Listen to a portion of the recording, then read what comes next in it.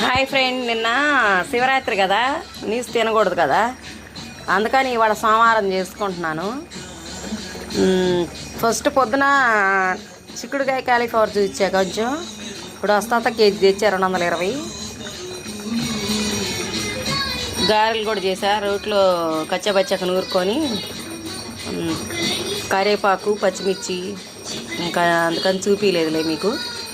ఇప్పుడే కడుక్కున్నదంతా ముందర పప్పు దుప్పుగా నూరుకొని వేసుకొని తర్వాత మళ్ళీ మసాలా నూరుకున్నా. గారెను చికెన్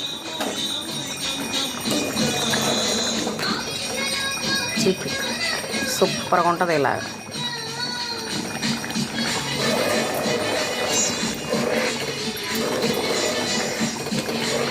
శివుడికి ఒక పొద్దులుండి నీసు తినకూడదు, అయిపోయింది కదా అని వండుతున్నాను.